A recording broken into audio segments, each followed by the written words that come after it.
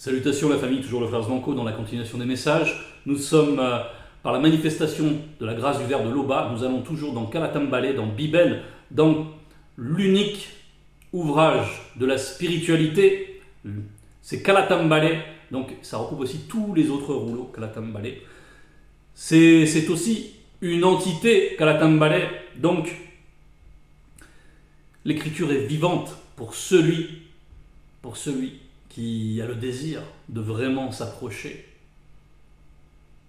de la vérité, tout simplement. Donc, ça n'a rien à voir avec les écrits falsifiés, les écrits religieux, tous bourrés d'erreurs, de contradictions, de mensonges, d'aberrations, d'injustices flagrantes. Et les religieux disent oui à tout cela, ils embrassent tout cela, parce qu'ils n'ont pas l'amour de la vérité, parce qu'ils n'ont pas... eux, ce qu'ils désirent, c'est l'approbation de leur entourage, être reconnus de manière sociale, et puis entendre des choses agréables, voilà, des choses commodes, et puis voilà, ils récitent leur petite prière, comme on leur dit, ils font leur petit rituel, dans leur petite vision étriquée, et ils ne veulent pas en bouger. Quand on leur approche, quand on leur témoigne de la vérité, ça les brûle, ils ne veulent absolument pas. Ils ont peur, ils sont terrorisés parce qu'ils savent qu'ils ne veulent pas changer, qu'ils veulent rester avec leurs péchés et avoir une sorte de caution. Mais ce n'est pas ainsi, nous, que nous avons reçu par la manifestation de la grâce du Verbe de l'Oba, l'unique Créateur, qui vit inexplicablement par-delà toute réalité. Donc, ça n'a rien à voir avec ces soi-disant Dieu. Dieu, ça veut dire être supérieur, qui dit être, dit quelque chose de limité, quelque chose qui est limité par l'espace, le temps, quelque chose qui vit dans quelque chose qui le contient. Non, ce n'est pas ainsi. L'Oba est par-delà la notion de l'être, évidemment, et de la non-existence, comme nous l'avons dit. Bon, c'était petite introduction, toujours de bons rappels. Et nous allons donc là dans Essombe 38, les armes spirituelles des initiés, les armes, avec un A majuscule, et nous verrons pourquoi, spirituelles des initiés, les armes spirituelles des initiés. Donc, là on nous parle des initiés. On nous parle donc d'une catégorie de ceux qui ont cru à la vérité et qui ont marché avec le Verbe, et qui ont été enseignés, et qui ont été zélés dans l'application pour se mettre en conformité avec le Verbe, et qui ont acquis un certain niveau de spirituel, celui des initiés. Et au verset 1, il est dit « Enfin, puisez votre force dans l'union avec le Verbe de l'Oba, dans son immense puissance. » Dans son immense puissance. C'est la toute-puissance. Le Verbe de l'Oba, c'est la toute-puissance manifestée. Et l'Oba est par-delà sa propre puissance manifestée. Donc, on nous dit ici, c'est dans cette union avec le Verbe. Et qu'est-ce qui permet d'être en union avec le Verbe? C'est avant tout l'obéissance au Verbe. On ne peut pas être en union avec le Verbe si on s'accorde de faire du n'importe quoi, ici et là, et qu'on continue, donc on se dit, c'est pas grave. Non, ça, c'est pas comme ça qu'on est en union avec le Verbe. L'union avec le Verbe, c'est à 100%. Il faut être chaud. Il n'y a pas de demi-mesure. Il n'y a pas d'engagement relatif. C'est un engagement total qu'on demande. C'est pour ça qu'on veut, dans la spiritualité, on veut des êtres de qualité. La spiritualité, c'est la qualité. Ce n'est pas le nombre qu'on peut trouver dans les religions. Ça n'a rien à voir. Non, ici, l'union donc, c'est... Ce qui permet l'union, c'est l'obéissance premièrement. Et dans cette obéissance, ensuite, on développe une intimité avec le Verbe. On apprend à connaître le Verbe intimement et à se laisser guider par lui. À se laisser inspirer par lui. Donc, on nous demande de puiser notre puissance. Donc, parce que c'est la source, le Verbe. Il faut aller puiser régulièrement aux eaux invisibles du salut. Régulièrement. Se purifier encore. Et au fur et à mesure, nous développons des sentiments spirituels. Des portes nous sont ouvertes pour progresser spirituellement, etc. Et c'est ainsi qu'on marche dans l'initiation. Verset 2, prenez sur vous toutes les armes que l'Oba par le Mundi fournit, afin de pouvoir tenir bon contre les ruses de Satan, le Mundiba Bobé, mauvais esprit. Donc, on demande de prendre toutes les armes avec un A majuscule que l'Oba par le Mundi fournit. Le Mundi, c'est l'esprit. Afin de pouvoir. Donc, la finalité de cet équipement, de toutes ces armes que nous devons revêtir, c'est premièrement, de pouvoir tenir bon contre les ruses de Satan, le Mundiba Bobé. Ces armes, bien sûr, ne vont pas permettre d'aller combattre directement combattre Satan, comme on voit ces chrétiens qui sont fous, qui disent « Je te chasse, Satan !» qui le fouettent, qui ne savent pas ce qu'il faut. Mais on en reparlera de ces attitudes-là. Ils ont l'air délirants. Un être de chair et de sang, il ne peut pas rivaliser avec la puissance d'un ange déchu, parce qu'ils ont conservé des choses de leur nature spirituelle qui est tellement plus puissante que la nature, qui est celle d'un être de chair et de sang. Donc, ce n'est pas contre Satan lui-même qu'on va aller lutter, c'est contre ses ruses. C'est avant tout de nous garantir de ses ruses. Ça nous permet, comme Eyumé, d'avoir le discernement, de reconnaître où sont les pièges. Eyumé était prête, Eyumé vivait la sanctification à un degré très important. Et Satan est venu en personne pour tenter Eyumé, pour semer le doute, pour la faire dévier. Bien. Et elle a brandi le bouclier de la foi. Elle a utilisé les armes. Elle a tenu bon contre ces ruses. Elle n'a pas livré combat, non. Mais elle a utilisé la parole. Elle a utilisé le verbe de l'Oba. Et elle a déjoué les ruses de Satan, le Mundiba Bobé. Verset 3, car nous n'avons pas à lutter physiquement dans la haine et la violence contre des hommes de sang et de chair, mais nous pouvons administrer des châtiments et des corrections physiques en tant qu'hommes spirituels. Donc, on nous dit premièrement qu'on n'a pas à lutter contre des hommes de sang et de chair. De sang et de chair, oui. Nous, on n'a pas à livrer combat, aller guerroyer sur un champ de bataille en Ukraine ou que sais-je, mourir en vain, parce que vraiment, ça, c'est des choses... voilà, c'est de la folie. Et beaucoup ne choisissent pas, hein. Ils sont en relais de force, il y en a qui sont dans l'armée. On tue aveuglément, pour la nation. Ok. c'est parfois... voilà.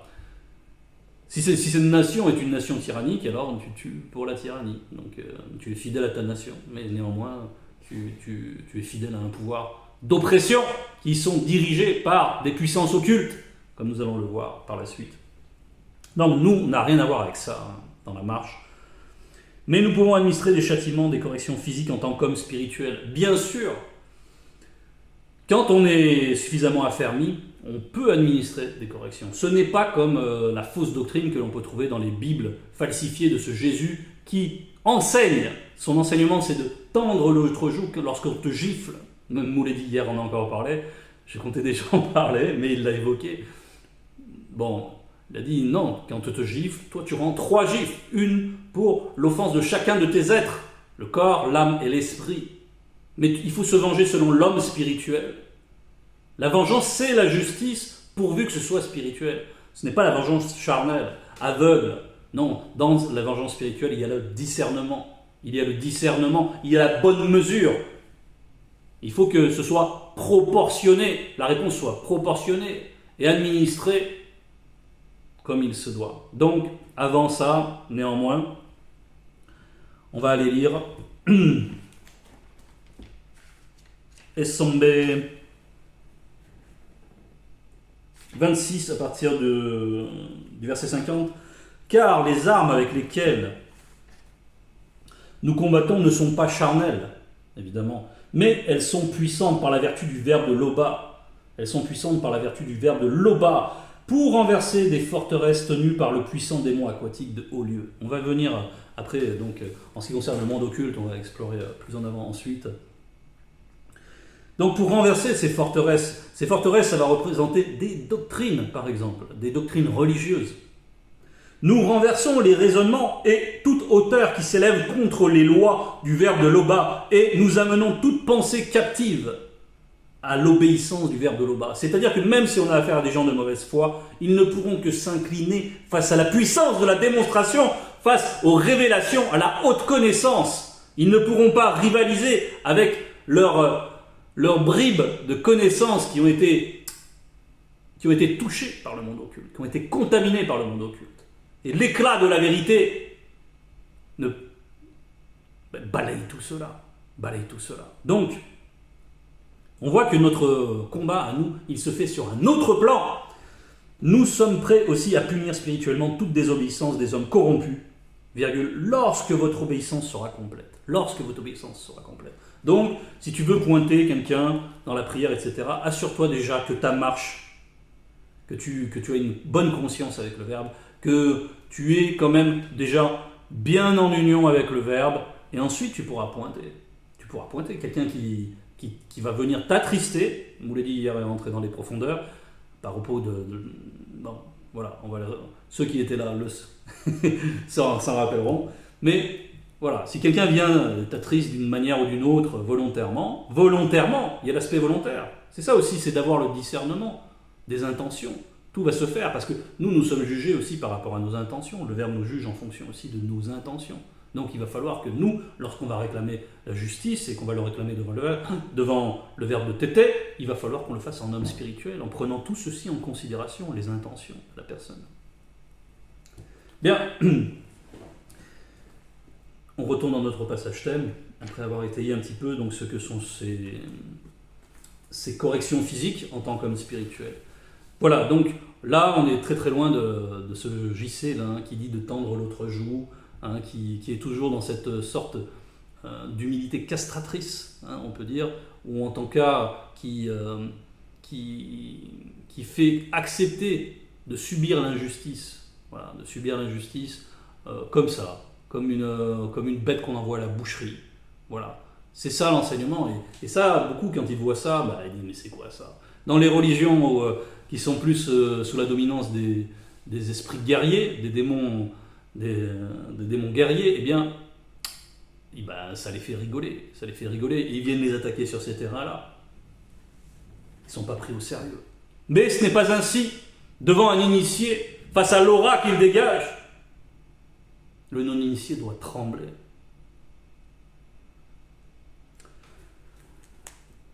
Le non-initié est encore plus bon, les blancs, les sans mêlés. Bref. Nous avons également à lutter spirituellement contre les Bamuloma Bungulane, anges déchus du premier ordre, entre parenthèses, domination, qui sont aussi les puissances spirituelles du monde occulte. Virgule. Là, on nous parle ici donc des Bamuloma Bungulane du premier ordre, domination. Donc, on nous parle aussi des puissances, donc on va ressentir donc cette puissance. Dans le monde, on ressent cette puissance, on ressent cette pesanteur, on ressent leur influence globale, on ressent cette pression, on ressent qu'ils exercent une pression médiatique, une pression d'ensemble pour que nous soyons conditionnés à rester dans le mensonge, à rester dans l'enténèbrement, à rester liés au péché, les dominations. Et cela se traduit donc, non seulement on a parlé, oui, de l'ambiance médiatique, mais ça se traduit aussi par les plus hautes autorités. Il y a bien sûr les présidents, il reste encore quelques rois, voilà, des gens qui ont la capacité à promouvoir des lois, à faire la loi, à prendre des décisions, qui ont le pouvoir exécutif. Bien. Mais derrière ces personnes, nous savons qu'il y a aussi des sociétés secrètes. Des sociétés secrètes, des gens très très puissants de par la finance, voilà, et qui tirent les ficelles derrière ces gens. Eh bien, ils sont directement liés à ces dominations. Donc. Ensuite, on nous dit, après la virgule, contre les Bamuloloma Bungulane, entre parenthèses, anges déchus du deuxième ordre, entre parenthèses, autorités qui sont aussi les principautés. Donc, les principautés. Donc, ces autorités-là, ça va représenter, on va dire, des très hautes fonctions, celles de ministre, celles de général, celles de juge de cour suprême, etc., qui eux aussi vont participer à l'entretien d'une matrice pour que les gens restent dans l'ignorance, pour que les gens soient confrontés constamment à l'injustice, soient dégoûtés de rechercher la justice, de rechercher la vérité. Contre les Bamuloloma Bongulane, anges déchus du troisième ordre, entre parenthèses, pouvoirs mondiaux des ténèbres du plan visible. Pouvoirs mondiaux, donc là, justement, ça va représenter aussi donc, ce qu'on a évoqué, l'ambiance médiatique, tous ceux qui cherchent à nous terroriser constamment, à faire que nous soyons inquiets. Dans l'inquiétude, quand les gens sont inquiets pour les choses matérielles, pour le lendemain, etc., ils ne peuvent pas se consacrer à la spiritualité. Et ceci est savamment entretenu, n'est-ce pas? On le constate, hein, il suffit d'allumer sa télévision et c'est que ça. C'est que ça. Ça et le péché, le péché, le péché, le péché, le péché. Et on t'enseigne comme ça. Et on t'enseigne. Et tu recueilles cette semence. Et tu es bloqué là-dedans. Tu es comme collé à cette matrice. Contre les plus petits, aux plus puissants des démons et démones de haut rang qui sont des esprits méchants, quatrième ordre dans le royaume de Satan. Donc ensuite, ce sont les démons qui ont pris la place de ces Bamuloloma Bongulane qui sont venus ensuite copuler. Ils ont pris la place de ce quatrième ordre, parce qu'avant, c'était ce quatrième ordre, il était tenu par ces Bamuloloma Bongulane. Mais ils ont été enfermés. Et ils ont été enfermés, ils ont été châtiés par avance, châtiés et empêchés de nuire par avance, avant de recevoir le jugement. Mais, donc c'est maintenant les démons qui sont à ce niveau de la hiérarchie et qui officient en cela. C'est donc leur progéniture directe, ces Bamulolama qui ont été condamnés, ils ont eu une condamnation, ils ont été arrêtés parce que justement, ils avaient forniqué avec toutes sortes de créatures, et c'est ça qui a engendré les démons. Pour ceux qui, dans leur représentation religieuse, ne font même pas la différence entre un démon et un ange déchu. Là, il y a la précision. Donc on voit ici, c'est tout un établissement, toute une orchestration. C'est donc Satan qui va représenter la tête de ce grand corps pour oppresser, pour faire en sorte que nul ne vienne à la vérité.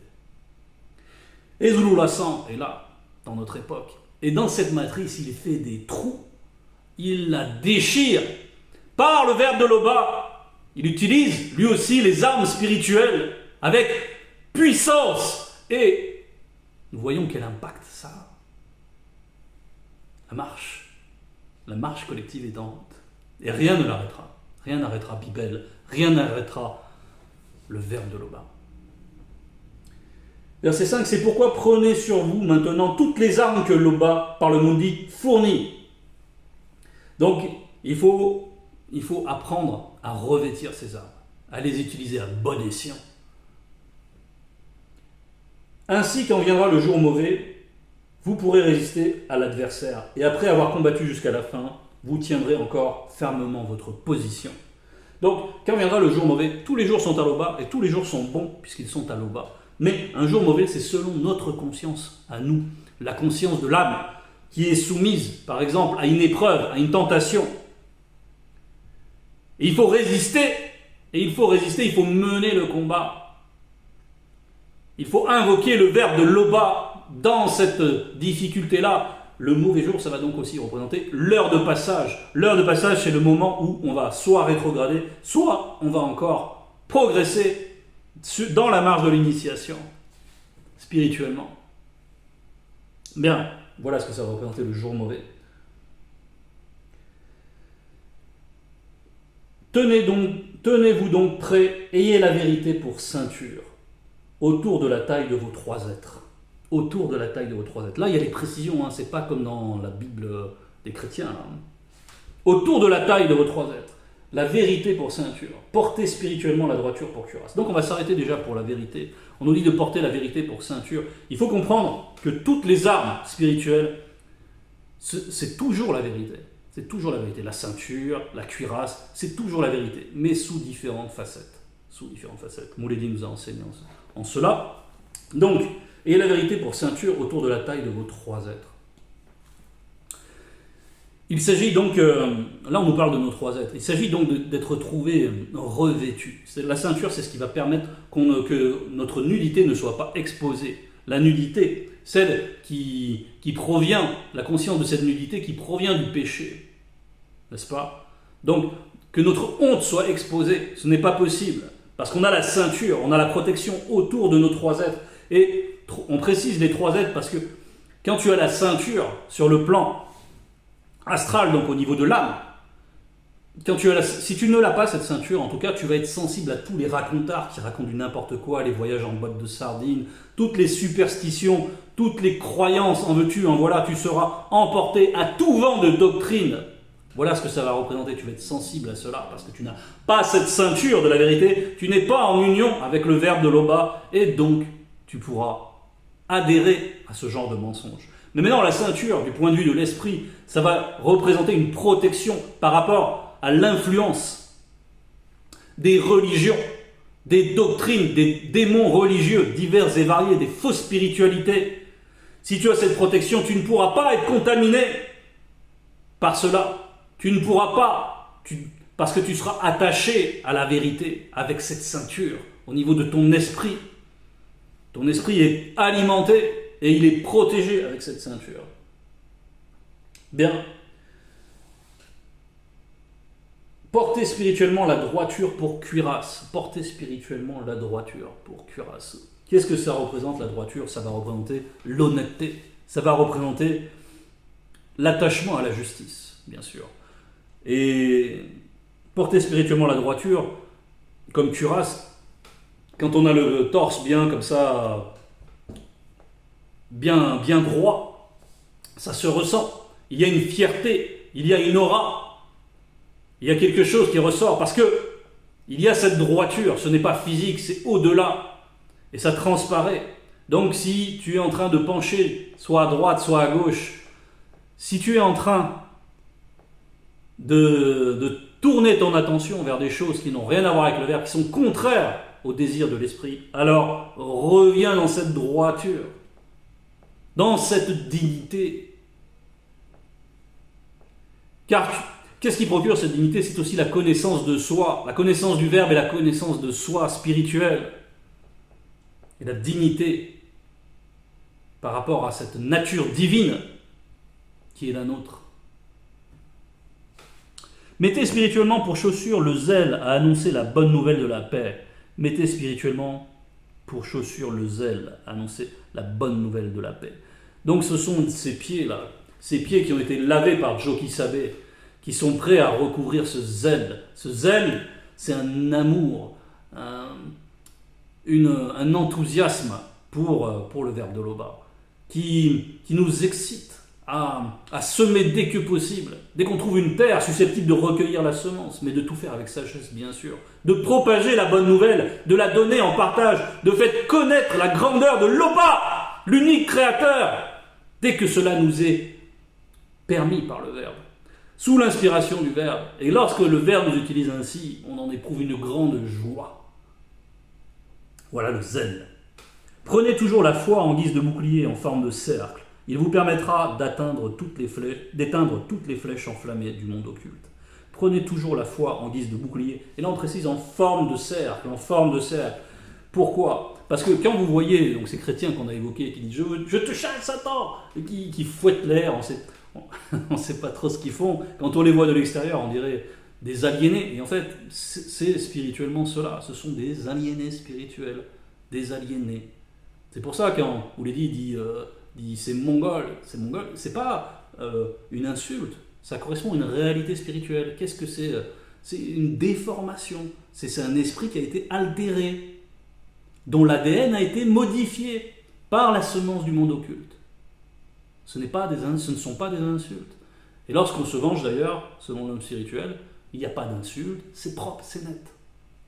Bien.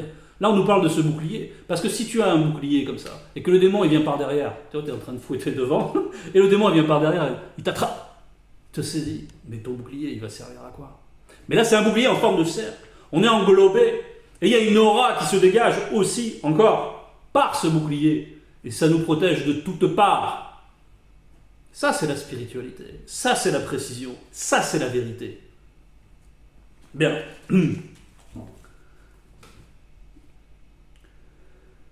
Accepter le salut pour casque et le verbe de Loba pour épée incandescente donné par le Mundi. Le salut pour casque.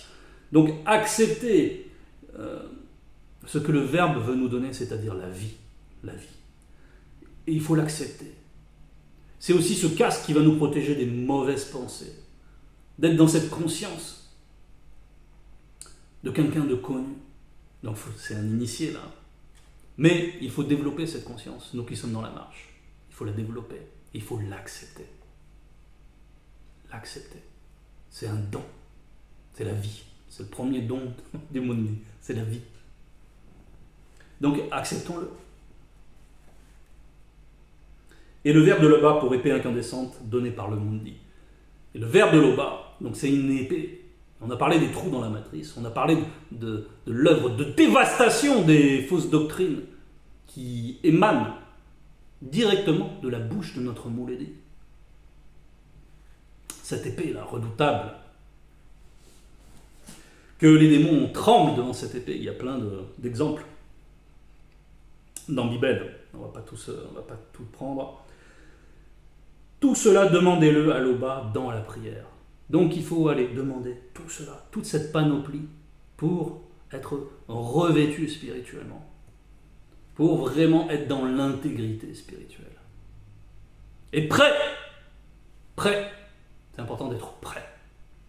Parce que les démons, ils nous attaquent toujours quand on est fatigué, quand on est là, quand il y a une pression au boulot, à la maison, les enfants, etc., les factures, tout ça s'accumule et c'est la bombe qui vont porter le coup.